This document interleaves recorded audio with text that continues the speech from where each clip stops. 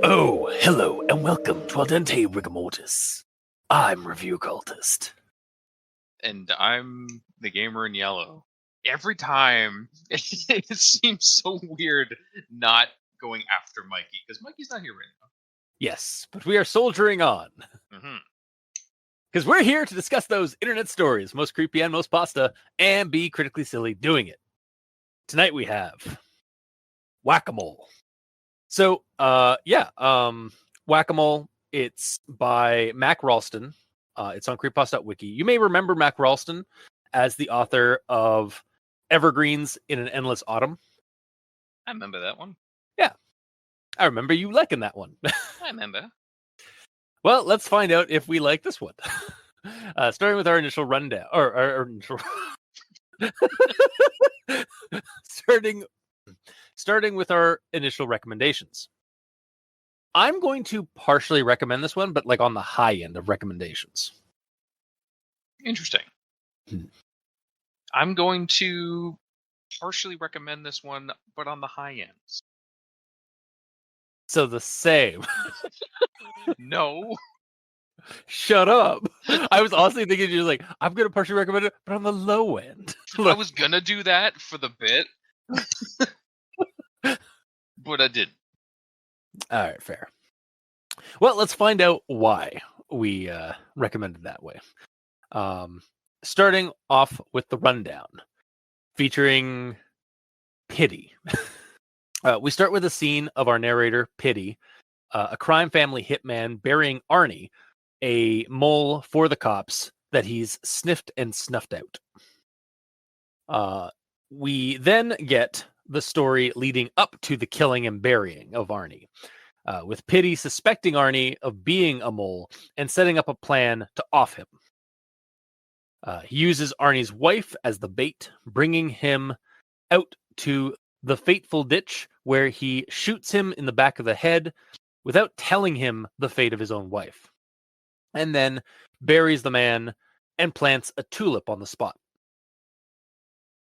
Then, back at the house, Pity is having some coke, the drug, and notices someone outside, beyond a streetlight, looking at him. When he checks a little bit more thoroughly through the window, the figure shuffles into the light and reveals Arnie's corpse, the bullet wound in his face, splaying his flesh outward like a star-faced mole. A description that comes to mind to Pity as he looks on. The form shuffles to the door, and in some kind of state, either from the circumstances or the drugs, perhaps simply thinking this is all a dream, Pity allows the corpse Arnie to drag him to his car and have him drive out to the same grave spot from earlier. Then, when they arrive, the corpse Arnie points to the mound of dirt, and Pity goes out and looks around at it until a gun is pressed against his head, just like he did to Arnie earlier. But the strangest thing presented here, as Pity is frozen in place, is that the spot is undisturbed from when he left it, complete with a tulip still in place. Finn. So, I suppose with that out of the way, we'll move on to Everyone Tolerates the Grammar Inquisitions. At this point, I've got a few. Gonna start with this one here. Take him. Tell him you got a spare ticket, and I'll take his wife out. And believe me, I took her out. Then we get this like horizontal line as we cut to the next scene. It's about a mile or so on the left. I said, big old clearing in the trees. Can't miss it. So yeah, we have this like horizontal separation line that separates these two disparate scenes. And I kind of wish we had gotten a similar separation line at the very beginning of the story, when like we get the part where he's in the story starts in media res with Pity burying Arnie. And then it jumps back. It jumps to the story of how Arnie got killed and like why Pity thought he was a snitch and stuff like that. Yeah. And I kind of think that like maybe since there's a horizontal line later in the story that like separates two disparate scenes, maybe there should have been a separate line, a separation line there as well. Yeah, for every time jump. Yeah. Yeah, I'm with you. Okay.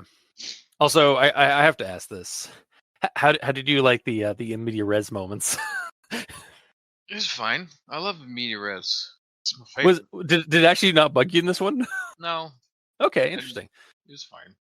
To be fair, there's actually something later in the story that wouldn't usually bug the hell out of me, but because it was done right, it didn't bug me in this one. So, but I'll get to that in my actual thoughts.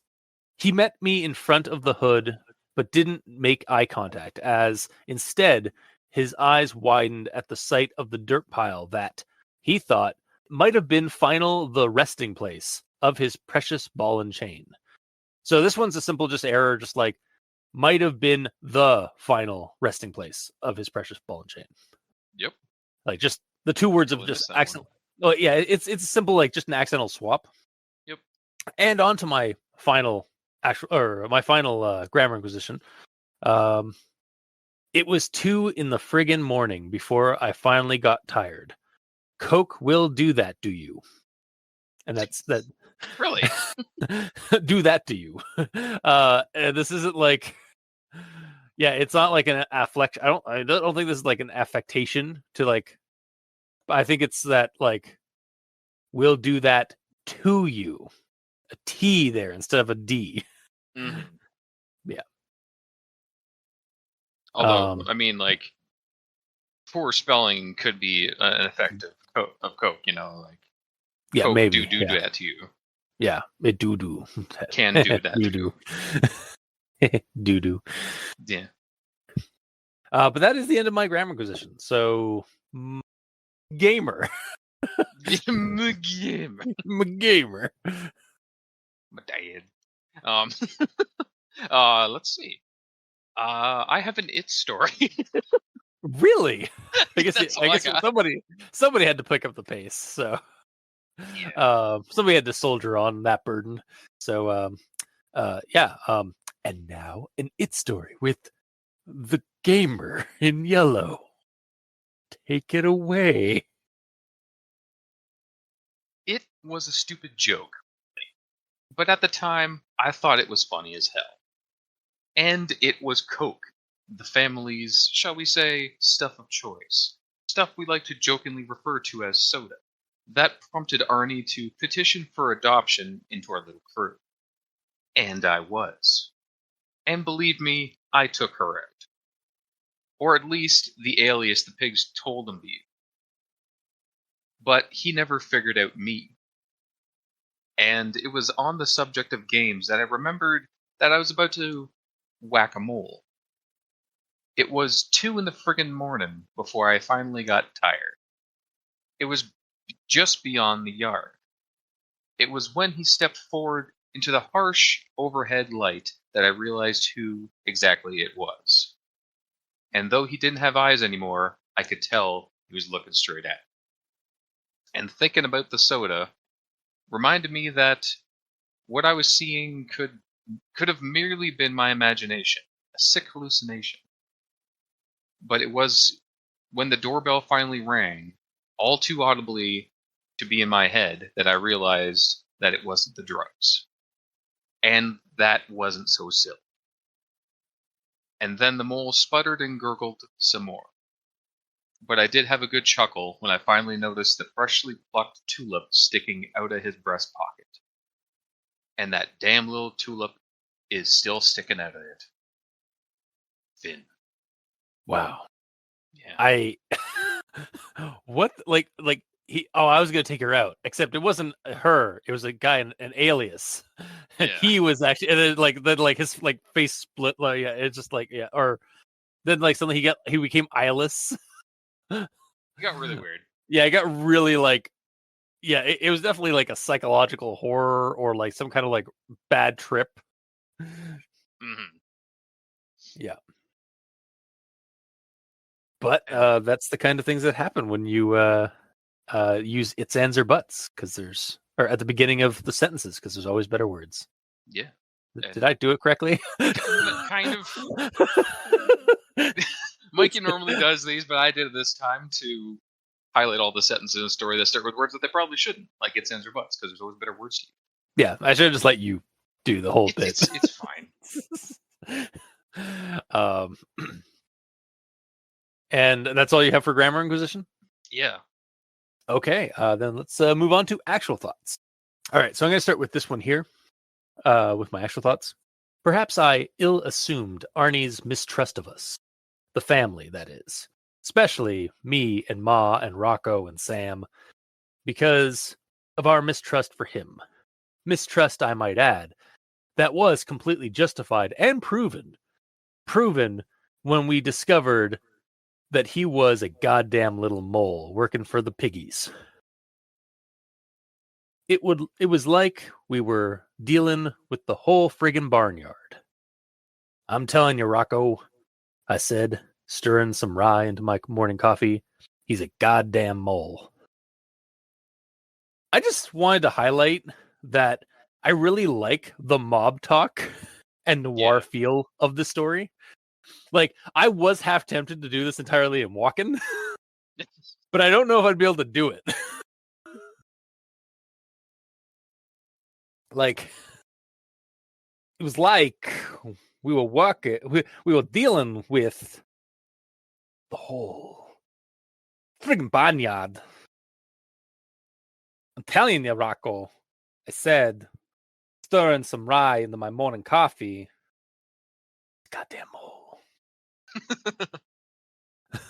I guess it would work, but yeah, it's just like it was very like, yeah, I really liked the flavor of this this crime talk. For sure. Also, let's be real. Walking could make Yeah. anything. You read The Three Little Pigs, and it was like the best ever. Oink oink. Yeah, yeah. It's like proven when we discovered that he was a goddamn little mole working for the piggies. Oink oink. Yeah, speaking of pigs. Yeah, yeah. It's perfect. Yeah. So yeah, I just really enjoyed. Like, I just wanted to highlight that. That like I really enjoyed the noir feel and the mob talk. Actually, so as a quick aside, we actually did get an email, or we got a response from the author MakRalston after we did our episode of Evergreens into the Eternal Autumn, and they said like we were welcome to do like a bunch of their other stories. Like they endorsed us doing more of their stories on the show. But like they commented like that one of the things that they really like, one of their trends in their stories is that they're very dialogue heavy or monologue heavy. And you can definitely see it in this one, like, because like we have a narrator who's actually like narrating like basically like a noir monologue in this one. Usually you hear yeah, and like usually it's from the detective side when you're doing when I've read like noir stuff, but like to hear from like a mafia like guy or like a mobber or like a mob person, it's just as good. Yeah. But I'll move on to the next thing I have here. It was when he stepped forward into the harsh overhead light that I realized who exactly it was.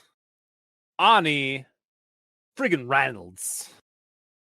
Although, somehow, he was uglier than before, with a gaping hole stood through his face and skin peeled back in every direction like a star-nosed goddamn mole. All right, I might cool it down with the walking. But yeah, like so yeah. So basically, like, this is the description that we get of like Reynolds' face and how Pity attributes it to being a star-nosed mole and such. So it's a mole, as in a snitch or an informant, who now looks like a mole, the animal. Yes. Because of the exit wound of the bullet in his face. Yeah. Nice allegorical touch. it does help explain why there's a photo of the animal, the star-nosed mole, at the start of this story, which as this went on, I was wondering about, because like that's the first thing you see on the wiki is like you see this like when you're going through like I pulled this from MakRalston's like listing of stories, and a lot of them tend to have images like tied to them, like used almost like as like little like title cards or like the like a representation for the story.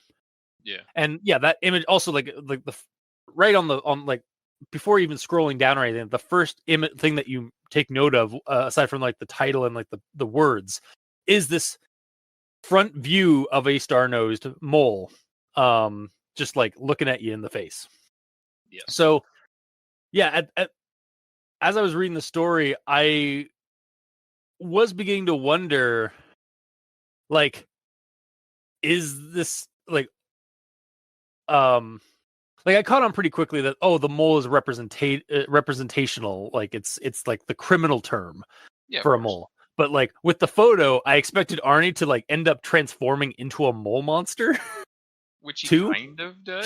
He kind of does, in a way, but like then the ending kind of also kind of shirks a little bit of that. Like he did kind of, but like he's not exactly like a physical like manifestation here, it seems.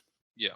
But yeah, it's more of like a metaphorical, like he transforms into a mole, more like a metaphorical sense, I suppose, like with the how like his skin splays out to make that appearance and such. And actually, I also like with I actually kind of wanted to talk about the face wound and stuff of that. Would a bullet wound exiting your face cause your face to like act like happen like that? Like, is that something that happens? Exit wounds are always bigger than entry wounds. Yeah, I knew that. I was just like, I guess like it also depends on like the bullet, and so it could be like if it's a hollow point, I know they splay out pretty bad. Yeah, like they splash He did out. say he's using a 9mm, so it's not like a high caliber pistol. Yeah, but it was also like right at the temple, like or at the back of the head, and then so like all that kinetic energy is like going outward, basically like a cone. So I guess it would basically create like a splash or like a splaying like that. It would blow at the front end. It would splay out a bit. Whether it's splayed out as much as you or I are imagining it, I don't know. Yeah. Well, this is also a very noir heavy story, so like the character can like can illuminate or like illustrate a lot more, like with flowery descriptions than reality might actually suggest. And as this is all like being told to us by like by a singular like perspective, like that's probably like how they see the world kind of thing. We're kind of like getting a glimpse of like how Pity sees reality. So but I'll move on to the next thing I have here. He began to trudge. I almost like started to dove into it. So yeah. He began to trudge forward as the dirt shuffled off his shoulders, forming a trail that, for a moment, resembled the track of coke I had huffed not even 3 hours prior. So this is sort of an early hint that something was up in terms of Arnie's presence at Pity's place. I did also note this before I read the ending. So like the ending kind of reveal of like what the state of the grave is kind of it was not part of my initial like thoughts when I was reading this part of the story. But I feel it's still worth noting. Would the dirt still be on him in that quantity? Like assuming Pity's dwelling would be like a ways away from the burying spot of Arnie. I'd imagine Arnie shuffling to this location would have removed most of the dirt that he had like accumulated on himself after he dug himself out. And then even like in my notes here, I'm like, this is all like pre-ending like notes I'm taking. But even before I'd read the ending, I kind of like started speculating. It's like, unless of course it was because he's just a manifestation to he like manifested to the spot like a phantom or a hallucination. Yeah. So yeah, like Yeah, exactly. Yeah, like as we find out at the end, like it seems like he's more of a ghostly phantom than a physical manifestation, unless because like even like he has the tulip in his coat pocket when he manifests in front of Pity's house, but when we get to the final scene, the tulip the grave is undisturbed and the tulip is still there planted, so it has to be some kind of manifestation that Pity is experiencing. But yeah, early on, I was just like, what? Like, I don't get me wrong. I also like the description of like the dirt falling off of Pity formed these lines, like the lines of coke I just like snow. Like again, that's very noir as fuck. Falling off Arnie, not Pity. Yeah, sorry. Oh yeah, falling off of Arnie, and then like it reminded Pity of the lines of coke he had just done. So yeah, and again, which like that, I thought was kind of a little bit of a weird description. yeah, Like, yes, lines of coke are like granular thing, and so is dirt, but dirt is like brown. yeah, but it's also like again, it's more of like kind of illumination. Like it's being very noir. Yeah. But yeah, you're also right. Like also for some reason I was envisioning like as you like it's sort of like one of those like spoof movies where like things are just like super like exaggerated. Like I'm just imagining like as the dirt is just coming off of his back, he's just forming like straight like clear lines, like not like little trinkles, but like just straight up basically like almost like farm mounds. Yeah. Like in the road as he walks, he shuffles from the light post to the door. Yeah, not so much. Yeah. No, he's actually forming actual like lines of coke behind him, like huge ones that like people are just like some homeless person is just like running over. It's like, yeah. Like again, like the not to make super silly, but like kind of like one of those like parody things like from like Scary Movie or like those mid 2000s movies that like just like did like ridiculous parodies, and like the skits they did in it were really like just over the top. But I digress. I'll move on to the next thing I have here. Where am I here? Where the hell am I? I assumed he was saying something when I opened the door, so I shot him, which was probably not a good idea. So I shot him again, but I figured if he made it that far, he'd get in somehow. So I shot him some more. He didn't talk, but there was blood and shit spewing out of where his mouth ought to be, like a gurgling Gerber baby, though far less cute. So I shot him a few more times for good measure. The entire time I read the actual like, what are you talking about? None of this happened. No. The entire time I read the original version of what I just read, yeah, I kept expecting this hard-bitten killer to pull his gun out and keep plugging like Arnie at different locations. Like as Arnie's like approaching, it's like he's just like I fired, and then I fire some more. like I guess given his drug-induced mental state or the 3 hours ago, how long does coke last? You'd be surprised actually. Okay, I don't know personally, but like from what from what I understand, it does last quite a while. Not for me. Yeah, I'm sorry. What? Dude, marijuana is the only one legal in our country. Right, that's the one. Whoops. I do, of course. Yeah, yes. This is a joke. Hi, Cesis. You can cease and desist, because we're joking. Yeah. Moving on to what I was. Please. I'll continue on. Yeah. So yeah, like given his drug-induced mental state or like the supernatural situation that Pity finds himself in, I can give him a pass on not reacting how I might expect him to react otherwise. Yeah. Like he's sort of in a bit of a daze, and like this is sort of a really surreal situation. So yeah, he may not like be taking this as serious as a normal like hard-bitten killer might take this. It would be funny actually if this is just sorry? Do you mean hard-boiled? No, hard-bitten. I've never heard hard-bitten. Really? Okay. Yeah, no, as far as I know, it's a term. I'm looking it up quickly. Tough and cynical. A couple of hard-bitten detectives arrived on the scene.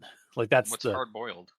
Hard-boiled, I think, is a I think Wait, it's to actually. do I think it's eggs, actually?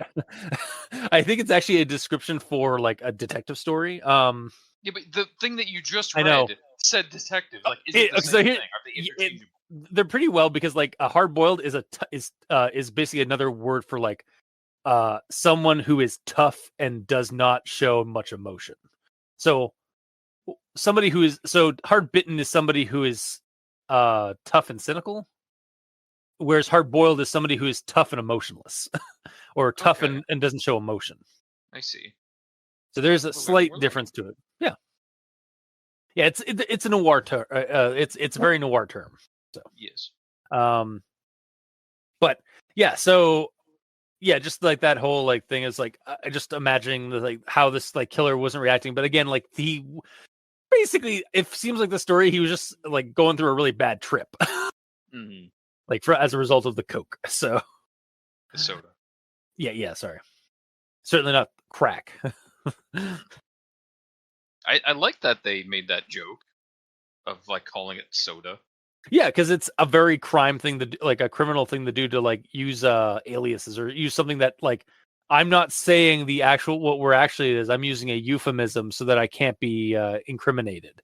Well, I don't even mean that. I just mean it's silly and fun because like it's called Coke, which is like Coca-Cola, which is soda. Yeah. Oh yeah. No, like but again, like it is like the reason they're using that is because like they it's both like it's an inside joke for them, Yeah, but also it's so they don't incriminate themselves in case somebody is like monitoring them. I suppose. Yeah. Um it's similar to like during prohibition you'd go to a tea house in quotes to get some tea, Mm-hmm. and like and really that was just a euphemism for like getting bourbon or like getting some moonshine, If you because actually like wanted to have tea, though. then they'd look at you funny because why are you in this tea? Like that's not the kind of tea we sell here, sir. No, but if you legitimately want, I don't know why I'm asking this. If you legitimately wanted to go to a tea house with someone, you say, "Let's go to the tea house." You're like, "Okay," wink. Yeah. It's like, but Yeah, I actually want a tea. that you went to the wrong tea house. Yeah. Because like usually a tea house, yeah, it was like a 1920s like a noir like thing for like prohibition and stuff. Yeah, I think I've actually like I've had that, I've seen that or I've heard that happen in a couple of uh noir stories or like actual play games of like people using like the prohibition kind of thing. It's like I'm gonna actually set so my character actually ends up setting up an actual legitimate tea house, and we do occasionally get the odd person that comes in and like orders tea, and then they spit take as they realize it's actually tea that they're drinking in their teacup and Yeah. not some moonshine. But I digress. I'll move on. um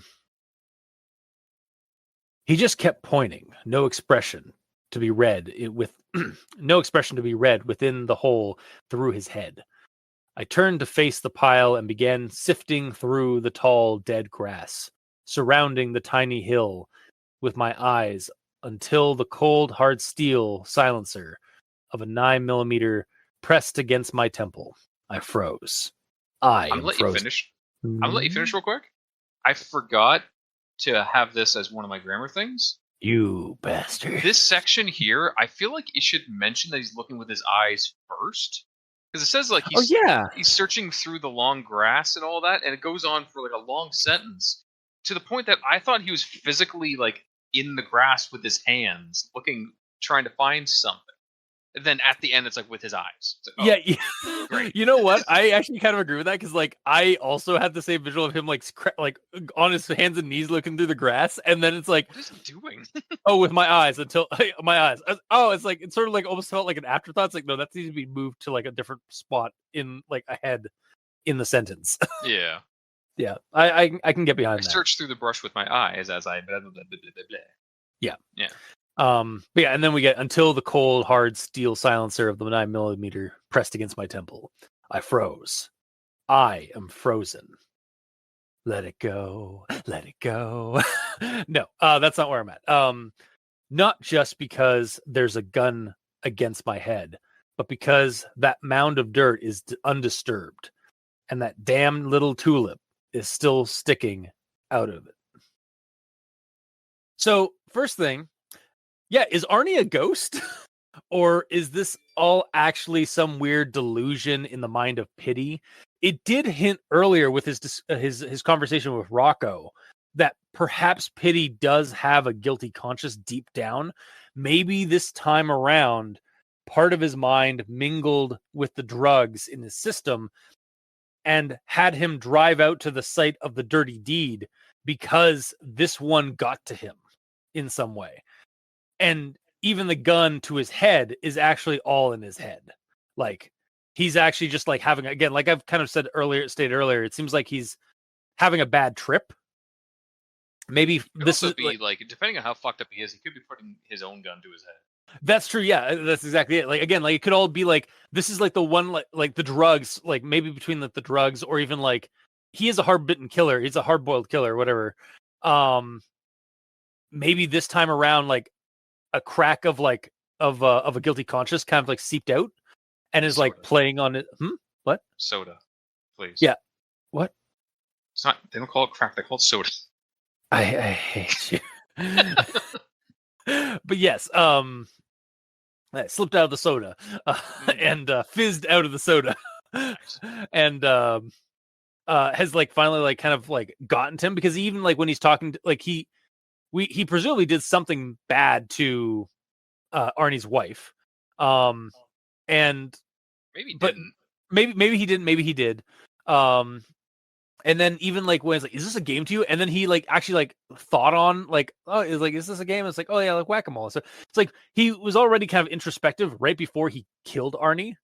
So like maybe this was like between that and the drugs and stuff. Maybe again, this has all just been like one bad like drug trip, and it's like this is the one like dirty deed he's done that kind of got to him, and like on a mental level. Because you also never know how that's going to trigger in somebody. Like you might be hardened to like violence and helplessness and stuff like that, but like you never know like how hardened you are until like something happens. So Are you trying to make me feel pity for Pity? Not really, because like he's a stone cold killer, like whatever. But yeah. I'm just trying to like rationalize, like trying to figure out what Arnie is in this case, like because it's clearly not a physical entity, because the as we get this revelation at the end, his gravesite is undisturbed. So I guess Arnie was either a ghost or some kind of mental manifestation on the side of Pity. Yeah, but he also could have ghosted out of it and then physically manifested after the fact. That's true. This could also be that's what I'm saying. Like this could also be a ghost. Like this, there could be a supernatural element. Yeah. Also, this is what I said earlier, where like part of the story did like that usually bugs me in other stories didn't bug me because it was done right. This is the one of those few times where I liked the use of switching tense, because it goes from like like the 9mm, like the whole story had been past tense up to this point. And like the hard silencer of the 9mm pressed against my temple, I froze. And then we get the next sentence down, I am frozen. And then not just because there's a gun against my head, but because that mound of dirt is undisturbed and that damn little tulip is still sticking out of it. Like it's done this way. Like the reason why I like this way is because it's done intentionally, whereas most of the time the switching of tense is done unintentionally and usually it's like a flub. And it's done in this like perspective, to me, purposefully to create a dramatic effect, to show we are no longer in the past. We are now in the present of this man reacting to his confusion and horror as it cuts to black with the final revelation at the end here. I just imagine the author listening to this podcast, like pulling his collar, being like, "Oh yeah, it was intentional." I mean, he might. Who knows? Yeah. They might. Who knows? Yeah. If this is the case, I'd be curious if I've like gotten it right or not. But like this is just how I kind of this is how I kind of like interpreted the ending here. So yeah, that is interesting that it didn't bug you this time. Yeah. Cool though.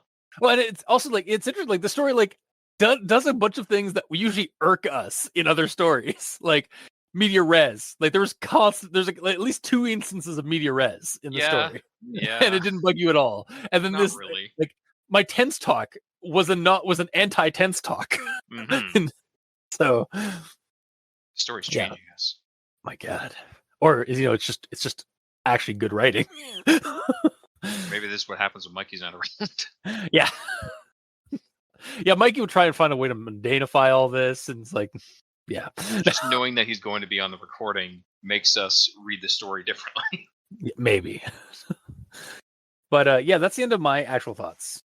So I almost said Mikey. Gamer. Yeah. What'd you call me the last time this happened? Gamey? Gamey, the E stands for, or the G stands for gamer. I don't know. Maybe. Yeah. That'd be good. Amy, though. Yeah. Yeah. Amy. Jamie. Anyways, my turn. Yeah. Okay. First off, the art. Ew. Moving on. Yeah. I mean, that's an actual animal, but yeah, it's also I know, like this gross. really, it's real like, dude, you're fugly. Yeah. To reference Dean Winchester. So, my first note is starting the story. Yeah. Okay. It was kind of a weird start for me because media res, obviously, but yeah, like this is the way it starts. The last time I had seen the mole, he was face first at the bottom of a goddamn ditch. That was, of course, before I buried his ass in the dirt and planted a single tulip on the mount. That ought to keep those fat tulips from flapping. I chuckled to myself, patting down the brown pile with the back of an old rickety shovel. It was a stupid joke, really, but at the time, I thought it was funny as hell. Yes, I just understood why you put a tulip there. Why? Because it's part of his joke. Like, it basically, like, this is how he deals with moles or with snitches. He puts a tulip on the gravesite because they're tulips. Like, because they're gabbing their jaw, they're slapping their 2 lips. Wow. I just realized that fucking. Ow! I would have gone this entire recording without knowing that. I'm glad someone got it.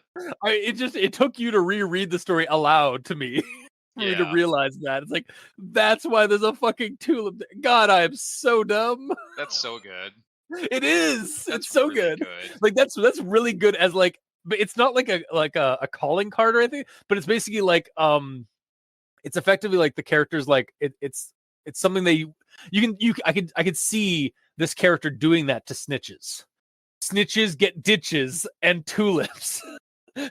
Yeah. Oh my God! It's layers upon layers. Cut to the author like listening to this. It's just like, yep, totally.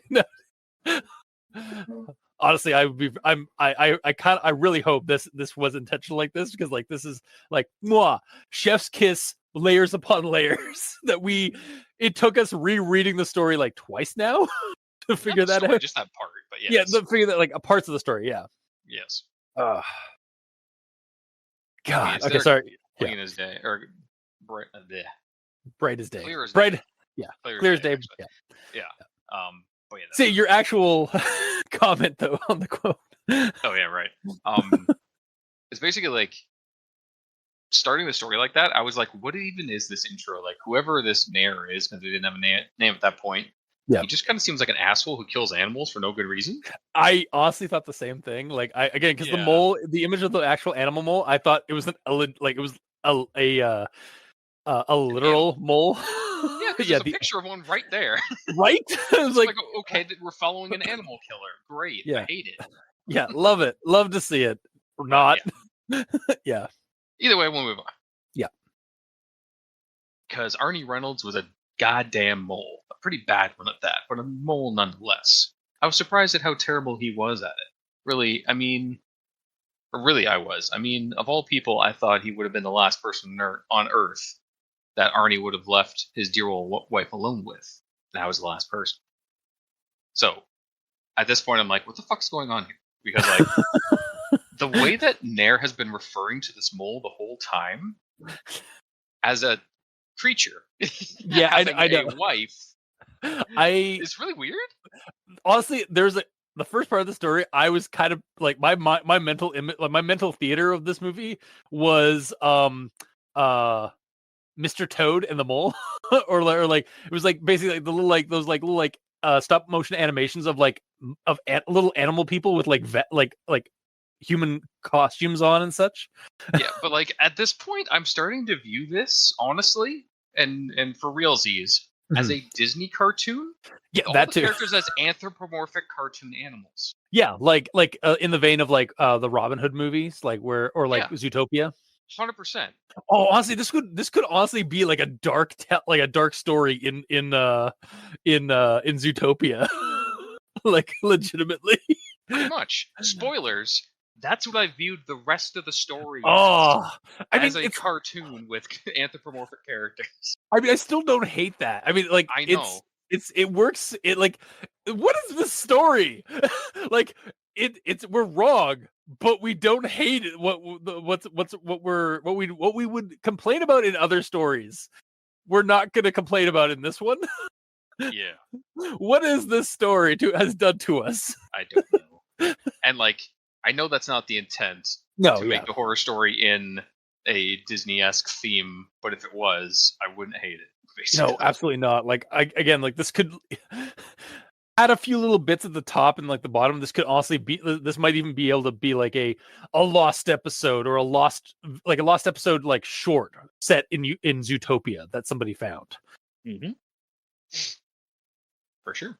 But moving on. Perhaps I ill-assumed Arnie's mistrust of us, the family that is, especially me and Ma and Rocco and Sam. Who the hell's Sam, by the way? It's They never mentioned Sam.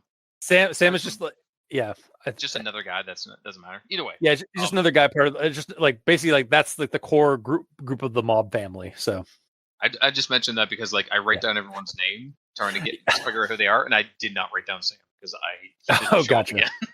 Either way, because of our mistrust of him, I might add, that was completely justified and proven. Proven when we discovered that he was a goddamn little mole working for the piggies. So then at this point, I'm like, okay, I'm locking it in.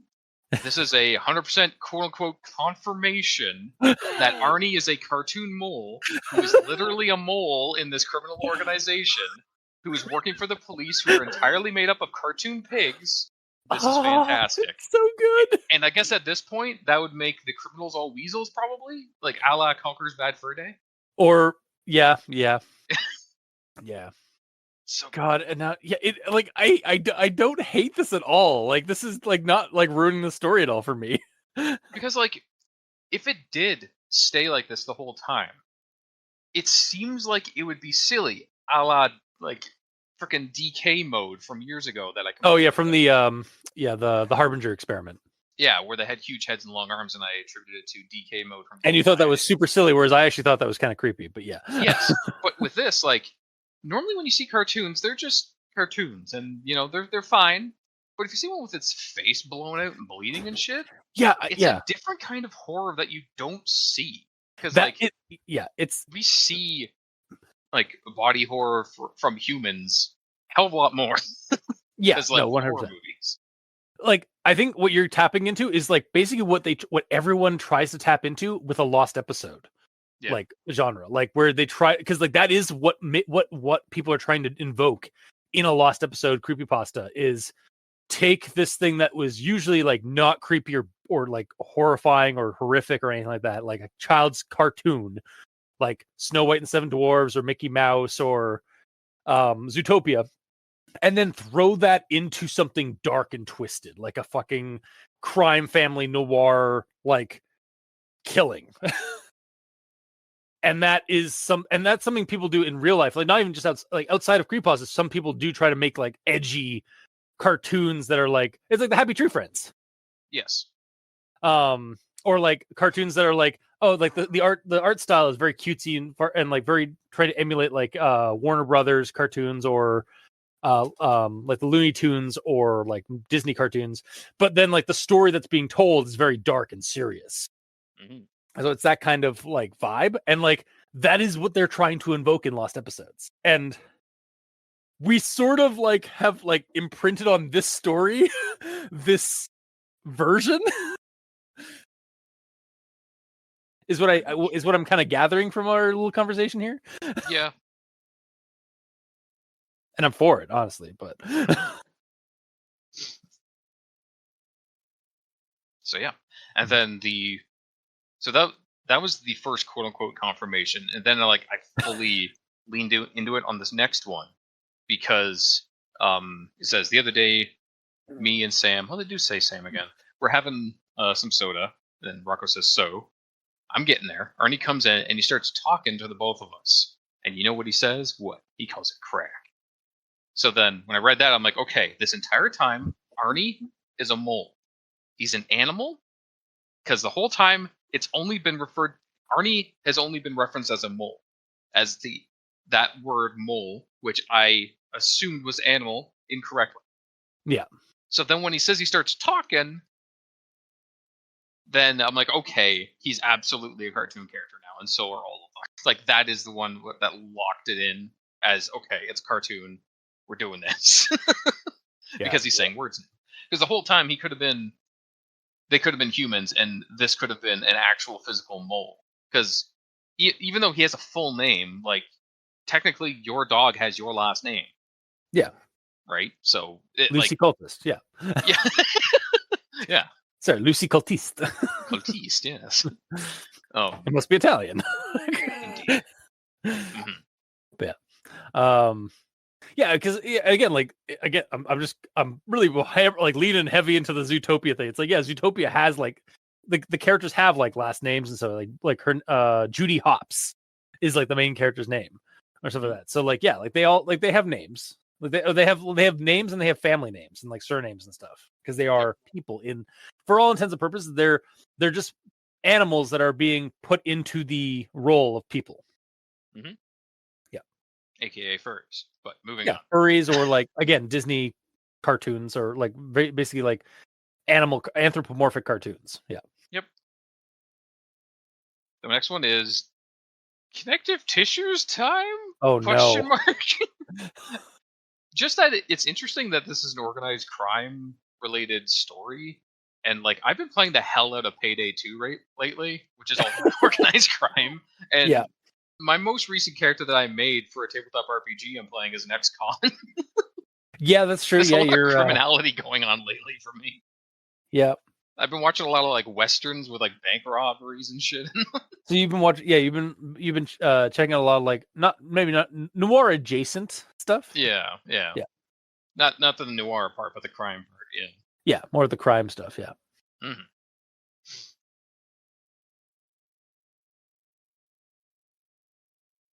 And then we'll move on here. Mm-hmm. I don't know, man. Rocco said, doesn't mean he's a cop. You think everyone's a cop? I do not. I said, biting off a hangnail and taking another warm gulp. Yeah, you do, Rocco said. You think everybody is out to get you. You must got one of them guilty consciences from all your whacking. Moving on. So my next one. Well, I also like because that could be taken in a different. It could. Also, that was what I was referencing earlier with like him Rocco saying like must have like some kind of guilty conscience or something like that. Yes. Also, yeah, like first of all, like all that whacking is like that's kind of gross. Like moving on, but yeah. Also the other gross thing that I didn't note, but like now that you brought it up, like I can't not look at it, is like I said biting off a hangnail and taking another warm gulp. It's like ew. Just like take this like bite the hangnail and while it's still in his mouth, take a swig of his coffee. Oh yeah, he didn't spit it out. No, and it like we can assume that he like spit it out and then took a swig, but like the way that line like reads, there's a way it's like, oh god, oh. That's kind of weird. God, pity is gross. He is a soda addict though. That's true. Also, I know you're talking about like how Arnie called it crack and like it's clearly like Coke or soda as they call it. I actually just quickly like Googled like what's the difference between Coke and crack? So Coke is basically the powdered like extract from like the coca leaves and stuff. Crack is the process is the stuff where like it's the Coke powder that's been processed into a solid form that can then be like melted into a liquid and stuff like that and injected. Yeah. So I was like, what? Like, because I was like, I had an inkling that crack was like basically just another processed version of cocaine, but I wasn't sure exactly. Yeah, cocaine And now that that's is on my list, crack hi, is cocaine. yeah, like Just yeah, crack is what you ingest, is the yeah, version that you ingest. yeah. So it's like, once again, hi, Cesus. Because I just had to like Google what's the difference between cocaine and crack. It's educational. Yeah, it's It's clearly fine. education. Yeah, no, they'll have one look. It's like, oh no, this guy's a tabletop RPG. Let's move along. Nerd. Yeah, Yeah. he plays Delta Green and other and like Cthulhu games. Yeah, no, don't worry about this guy. He's harmless. But I shall move on to the Yeah. page break. I like that there's a page break, but I feel like there's a lot of info missing in between what happened before and after the page break. Because Yeah. like it skips over the assumed murder of the wife and the entire conversation that he has um with the mole to get him to drive him to the location. Yeah. And like I feel that last combo is kind of needed. We don't necessarily need to know how or in. Sorry, we don't necessarily need to know how or if he did the wife in, but we should at least like see how he convinced him to drive him out here, because it seems like he's I driving him out there to his death, and like it's pretty obvious. I I actually disagree. I think it's more dramatic for the way it is. Like I think it's more dramatically satisfying the way it is. Because it's But, just like because what it did says he tell him to get him to drive out there? it's more of it's like insinuation. Like it's like I'm asking, what did you insinuate? basically told him, it's like, hey, we have your wife. She's out here. If you want to see her again, come out and come out with us, and or come out with me, and we'll deal with this. You fucking snitch, kind of thing. I guess. So he's So like, assuming he'll drive to this clearing and she'll be like strapped to a chair. yeah, and like I assume like he basically confronted him, got him in the car, and then like pulled a gun and said, "You fucking you fucking mole. We have your wife. She's out here. We're gonna take you out to her," kind of thing. Yeah. Like to trick him. Like that can all be insinuated from what we read here. Yeah, Especially and you like, do get that for sure. yeah. But like with how there's a lot of dialogue in this, and as you said, the author enjoys doing dialogue. There's missed dialogue chances here. I enjoy doing monologues, which like are different than just doing constant dialogue. Like they're going for a style of of narrative here. So, and this is definitely like a style of like scene segue basically. Like, cause like the last thing that is said before the time skip is take him, tell him to get you got a spare ticket, and I'll take his wife out. And believe me, I took his wife out, or I took her out. And then it cuts away to like it's about a mile that way, and like they're already in the car, like a few hours later and stuff like that. So Yeah. I don't know. It seemed really it worked for me, like as part of the narrative. Yeah, I didn't necessarily hate it. It's just I would have been okay with more information because I was having a good time reading. Yeah, no, that's fair. I also really liked the end, like when he like he's asking when Arnie asks at the end of this section, like, is my wife down in that hole, you bastard? And then he's just like he just plugs him and drops him in the dirt, and even says like, I didn't even I didn't even bother telling him if his wife is down there or not, or if she was okay or not. Like he doesn't need like he's just like showing how cold fucking like pity is. I guess I felt that dialogue was kind of awkward though, to be honest. Really? Oh, Like that whole scene. We'll get there. Okay.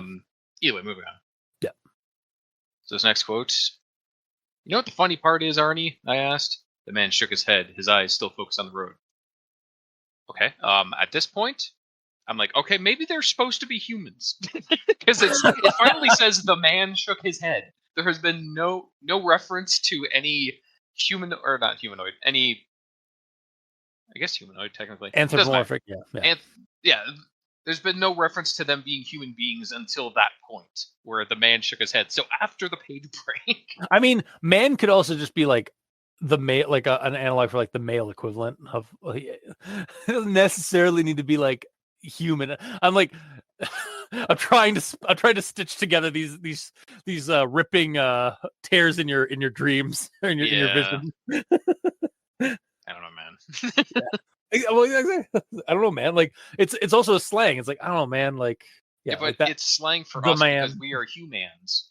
Yeah, but I mean, like, They'd be calling yeah, each other moles or something. Or annies. Animals. yeah, I don't know. yeah. It'd be different. Either way. I didn't write down what's before and after it, but either way.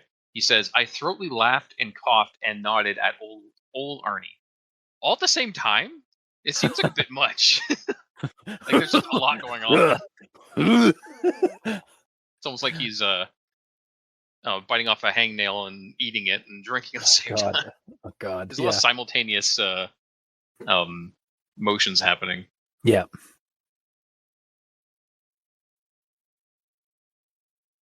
And then when they get to the pile of dirt, why doesn't Arnie try to fight Pity? Like, he's led him to believe that she's dead at this point. Because there's just a pile of dirt in front of him and nothing else. So, like, why dig her up? And he doesn't even tell him to dig her up. He just goes and does it like he already knows Yeah, like that he's supposed to dig her up. And, like, what's he expecting to find? Like, her buried alive, maybe? Like, yeah, in a casket, still with air? I think it's more like basically like desperation. I think the one thing that could be brought up, I don't think it's brought up until like near the end of the killing, right before the killing. I feel like it should be established that that Pity has Arnie at gunpoint. Because I think he pulls out the gun like at that spot, right? Or He pulls it out when he gets out. yeah, so he should have. Yeah, so he should have had that gun on him like throughout the car ride and stuff like that. Because like, at least that point, like yeah, he's got him at gunpoint. What else is he gonna do? Otherwise he's gonna get shot. So like he's just gonna have to follow along with what Pity wants him to do. So I guess. Yeah. But yeah, this is another part where I'm like, we need a little bit of information because upon seeing that, if I don't know that Pity told him that we buried her alive and you better hurry and dig her up, he might assume, okay, she's dead and buried. You killed her, you bastard. Yeah, I feel like that could have been. Why bother digging it up? Yeah, I think at the very least that could have been something that was brought up in the dialogue while they were driving to this location. Yeah, like I tell you to slow down, but you better hurry up. She doesn't have much time left. Yeah, exactly. Like that would have fixed it. Like that for that kind of thing. Yeah.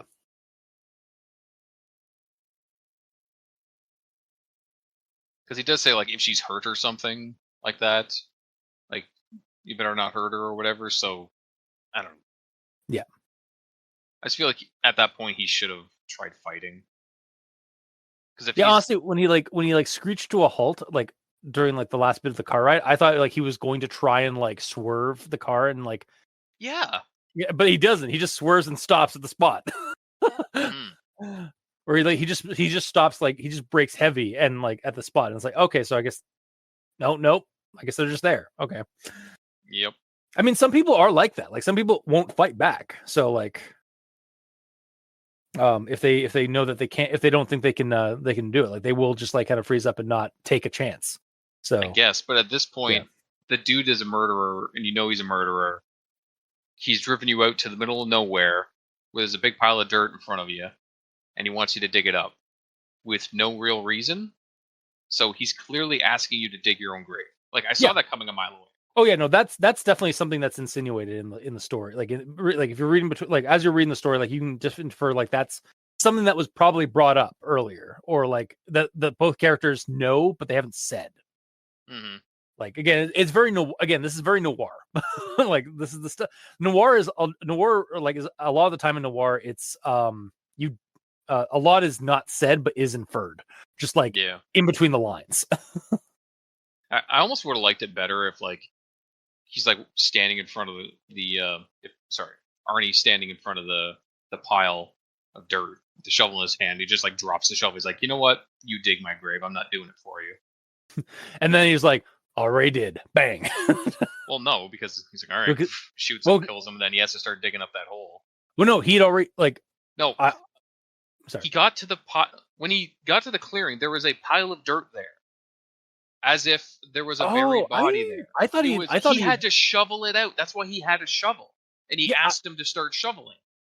Okay, see, the way I interpret it, like the pile of dirt there was the dirt that Pity had already like dug out a hole, because that's why like when Arnie like gets to the hole and sees the dark hole down there, it's like, was she down there? And then he gets shot and drops I him down into the assumed. hole. I So assumed. Is she down there under the pile of dirt, no, hang on, like buried where's alive? that? Is how I saw it. Hang on a second, because I think we're misreading the thing here. Hang on, I gotta find that spot.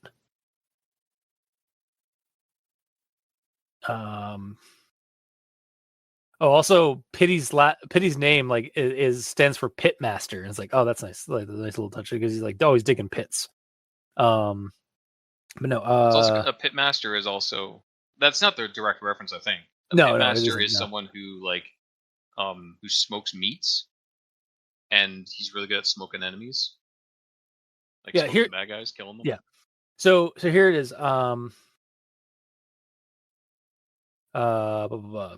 Oh, Barb, he cried, He forgive hesitantly me. approached the small mountain of dirt with the Yeah, shovel dragging dragging behind behind him. him and frozen his tracks. I assume that he had something on his mind, but but the next one is like, did you really think that shovel was for digging up?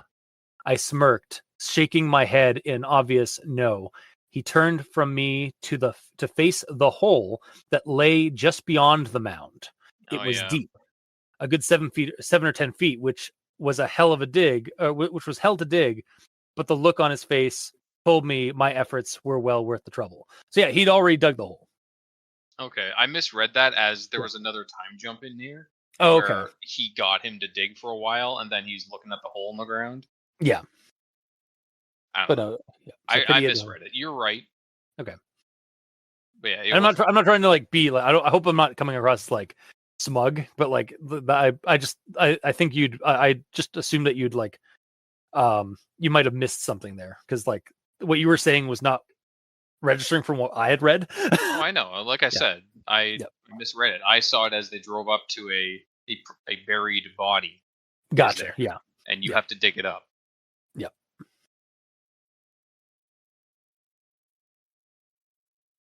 All right, so either way, he gets abducted by the zombie and forced to drive basically later on.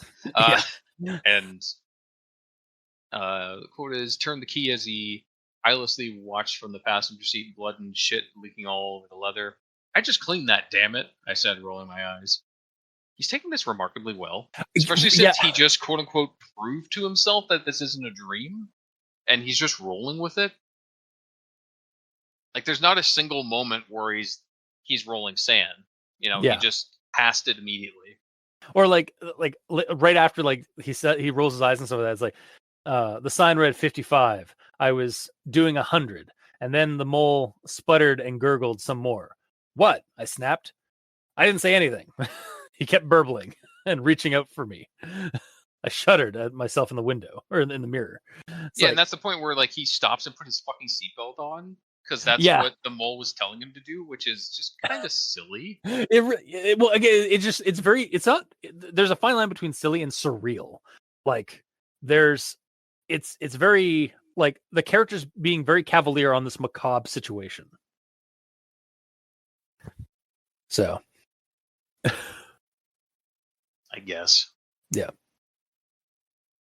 Yeah, that might actually lend this to being all in his head a bit more too, because earlier on when they were driving, and Arnie was driving, Yeah. Eddie was giving him a hard time, saying, "Oh, you don't even have your seatbelt on." Like he was like Pity was the safety conscious one. So Yeah. in this point, when Pity's driving, in his head, he's still thinking about being safety conscious, whatever. Or remembering So what like he's, this, yep. so this hallucination is also telling him that. Yeah. So it's like almost like, or Mind. yeah, or like it's like what he's remembering his previous dialogue, like his mind's like telling, like reminding him of like what he said to Arnie earlier, and it's like, oh yeah, I guess I should not be a hypocrite. Yeah, he's basically putting himself in the passenger seat. Yeah. Yeah.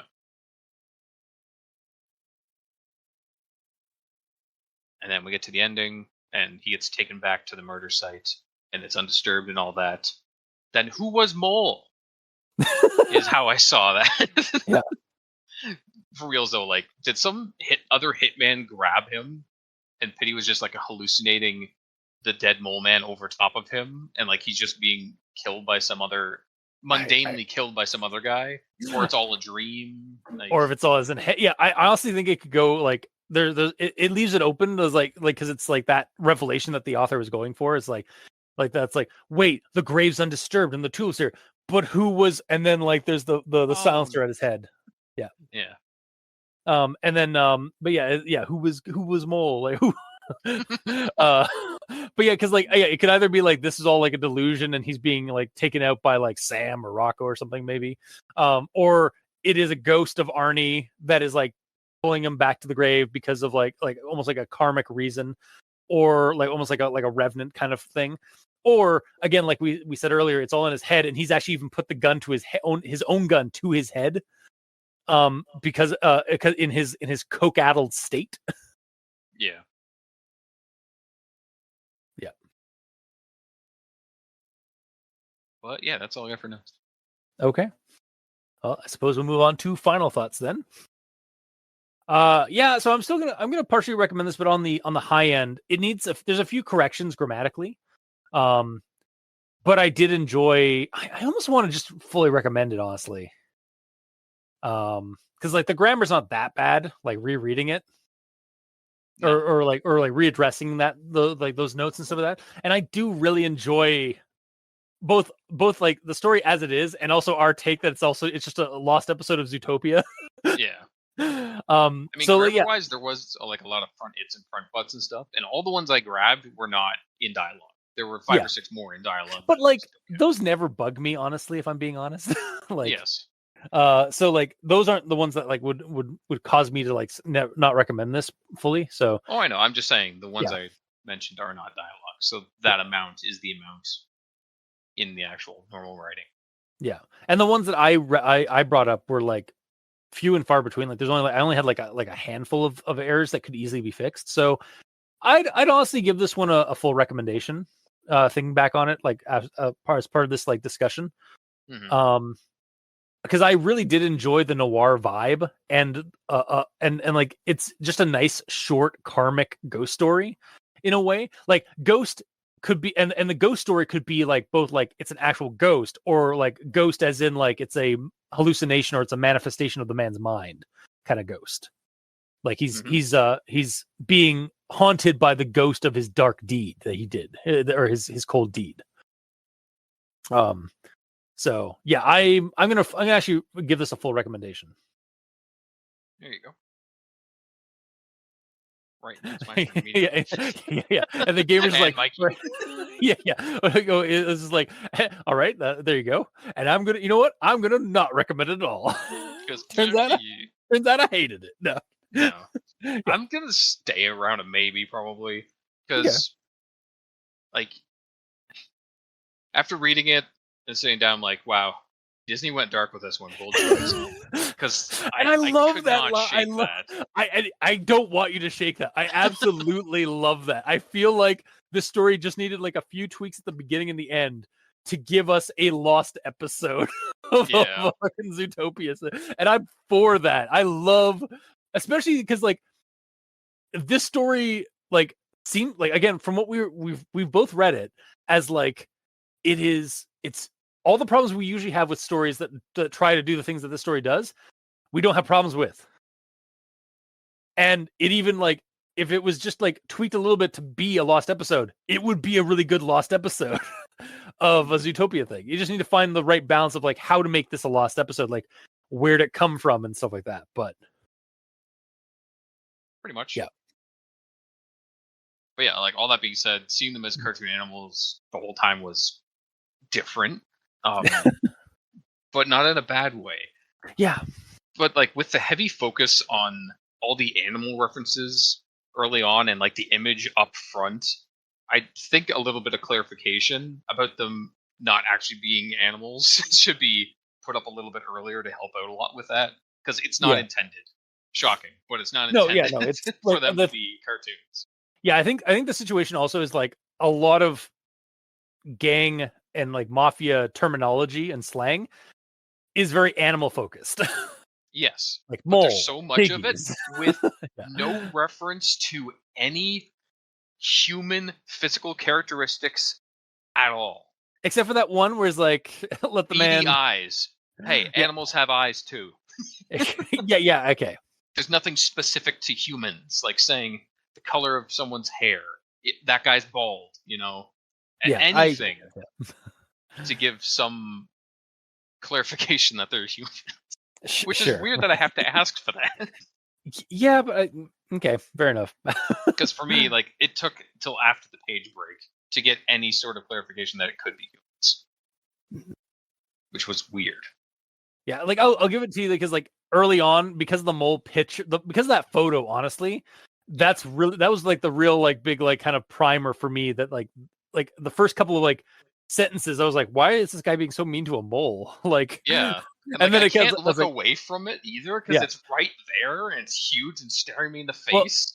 and then for me, like once it got into like more of like the him talking about the crime family, I was like, oh, this is a crime family like of humans, and they're just using all the animal slang that like crime families use in all those noir movies and stuff I've seen. Yes, So it's like, and I yeah, first assumed that as well, but then I'm like, but what if it's not? yeah. And then what if I like that better? then you leaned heavily into like the anthropomorphic crime family, which again I'm also fine with it. Like if you like that vision of it, like I'm also like on that side. Like that makes it cooler. Maybe Makes not it so more much. unique. Yeah, it makes it more unique. I was gonna say it doesn't necessarily make it creepier, but it makes it cooler. Yeah. Although it does ruin the face reveal of Arnie the monster. Because Yeah, with because his face ripped open like it's a mole, if his face is already a mole normally, then it doesn't matter. well, not all moles are star-nosed moles. Yeah. So it could have been like a goddamn star-nosed mole. Not that he was one. He was more of your snub-nosed moles. Yeah. I love how we just dove right into the furry side of this thing. That's what they are. Yeah, With it's this how visual, you, rather. yeah, yeah, with this visual, it's how you could interpret the story. Yeah, Yes. as a furry noir horror. Mm-hmm. Yeah. I hope that's what you were hoping for, MakRalston. Oh, I'm sure. Yeah, also, we're sorry. I'm not. So the ending is left like open to kind of let you believe what you want to. Like if it's a drug fueled hallucination, that kind of seems like it's the easiest one to go with. Yeah. Or that someone else is offing him, but the drugs made him look like his most recent victim and all that. Mhm. And Rocky did say that he feels guilty about stuff he's done, right? So yeah, it kind of all ties together with that. Like it lays the groundwork in the story for the ending. So all that being said, I feel like there is some missing info that would help the story a bit. With also a little bit lighter weight on the animal references, as clarification early on that they're humans would do a lot better. And then in regards to like the creep factor of all this, like he's a dick and he deserves it, but like that doesn't necessarily make me scared though. It's akin to watching a Jason movie and cheering him on as he's killing these assholes. Like, but that is not it. creepy. But it is it's not creepy, but it is still a horror. So like it is. Yeah, and some people do. Well, you may not find it creepy, but some people do find that creepy, like those things. Yeah, so, yeah. It's basically like if I don't like the character because he's an asshole, I'm not going to care about the creepy things that are happening to him. You know, fair. But like, yeah, that's a subjective thing. But again, like that's your opinion on it. So, yeah. And like I've been saying a lot lately, as soon as the creepy shit happened, Pity like immediately didn't care, or he didn't see, like he wasn't scared ever. So like his not being scaredness rubbed off on me. If the character's not scared, why should I be scared? You know, is the whole kind of feeling I've been getting lately with a lot of these stories. Fair. Yeah. I don't know if that's the way to take it necessarily, but yeah, okay. He isn't selling the fear. He being Pity. Pity is not selling the fear and the creepiness of what's going on. He's acting like this is just a normal thing. Yeah, because he doesn't realize he's in danger. Yes, necessarily. still. Like Yeah, like that is again in horror, like that is kind of a thing like that happens a lot in like not just in creepypastas, but in like horror stories and stuff like that outside of creepypasta genres. Is like a person not realizing they're in danger, walking with the monster, and then or describing a scene where like it should be horrifying to them, but they either something has happened to them or their state of mind is like in a way that they don't find it horrifying, and then they fucking bite it. Like in Stephen King's It, one of the kids that gets eaten by Pennywise is a fucking sociopath, or like is literally just a straight up psychopath. Like he killed his baby sister by smothering her with a pillow, and then is just like really weird and like messed up. And then when Pennywise finally like ambushes him and tries to put on a persona that will scare him, Pennywise realizes he can't affect this kid because he keeps shifting between different like things that would scare somebody. Like it's like a constantly his form is constantly fluctuating, and so it kind of like takes the piss out of his meal. So he just kind of just eats them. But like it's describing it like this kid who has no fear, and Pennywise like, well, you're no fucking fun, and then just chomps down on him. Yeah. So likewise in I think it was the Lost World novel, one of the characters gets bitten by a raptor, in a way that like basically like he's like not dead, but he's like basically like lost all his like nerve connections or spine connections, and the way his mind is going, it suddenly just becomes very placid. It's like, you know what, I don't fucking care. Like, oh, this monster's like this thing's sinking its teeth into my head. It's like, oh, that's a nice little pressure. And then like basically like it cuts away, or like as his head's about to be chomped like a melon. It cuts away to one of the other characters like looking away as like the gory scene happens. But like the whole time his perspective is like nothing, like he's in danger, but at no point is he seemingly worried about it. Well, because at that point he's fucked and he can't do anything about it. And also there's another character there to show that this is scary. Okay, so because maybe they react to it. Yeah. So I guess more of the other, like the Pennywise situation, the more better example of what I'm trying to get across. It's just like does happen a lot in horror, where like a character is not reacting to the scenario, but like as a reader, it's like, no, this person's in danger. Like, are they going to bite it? Even if they're an asshole, like, how are they going to die? Like, it's still going to be like a horrific thing. So, yes, yeah, and the It reference works if he was the only kill in the entire book. I suppose. The problem being he's not. So there's all these other kids who actually are scared of Pennywise, and they can show the fear that he's creating in them through like what they feel and all that and what they're seeing. But if the whole thing was this one kid not giving a shit, then all of a sudden it changes it from being a horror movie or horror book to just like a horror like substance book where it's like not actually meant to be scary because no one's scared. And in this, we only have one connection to the fear, and that person doesn't give a shit. I think this is going to be a case where we're going to have to agree to disagree. For sure. I'm just explaining my side on it. Yeah. All in all, I'm leaving this at a maybe, because like it could have been creepier if the character cared more. Because like he's also potentially in like a drug haze right now, so he could be seeing this way worse than what it even is. Like it could just be a normal guy and he's hallucinating and all that, but like I just want him to care. He doesn't care. Just care. Yeah, you get. I sometimes I feel like you get too immersed into like, and not a bad thing, but like sometimes like you immerse yourself too well in a story while you're reading it, that like you tack on the emotions of the character and it ruins your experience for the story. Sometimes it's just, yeah.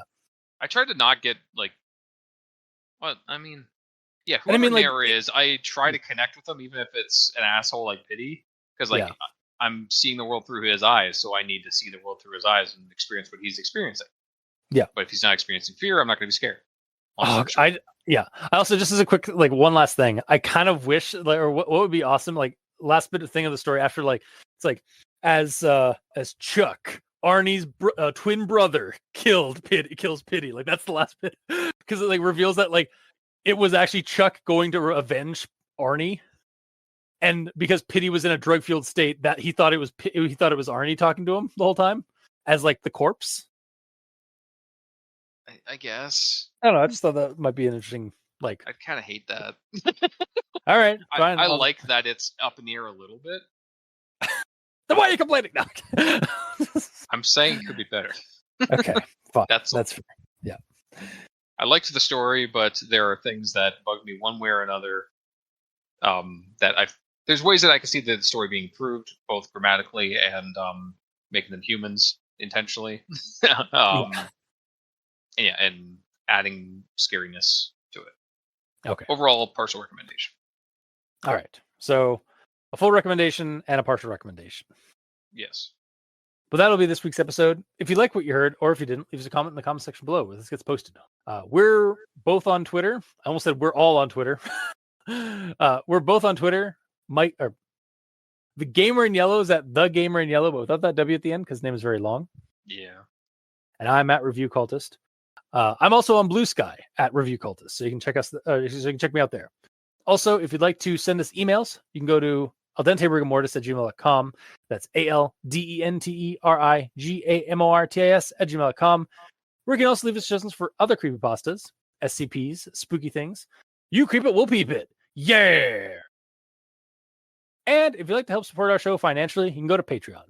Look up Al Dente Rigor Mortis on Patreon and select the backer tier you'd like to support us at. We have $2 and $5 tiers with special episodes, early access, extra content. To our patrons that are helping support the show, thank you immensely for helping keep those hosting bills at bay. And as always, we very much appreciate that. And to our listeners and the authors of these stories, thank you immensely, because without your listenership, it'd be like screaming into the void. And without your authorship, without these stories that you write and post online for people to read and get spooked by or enjoy, we really wouldn't have much of a show because we'd have nothing to talk about. So thank you. Until next time, I have been your host, Review Cultist. And I'm the Gamer in Yellow. And this has been Al Dente Rigor Mortis. Sleep well.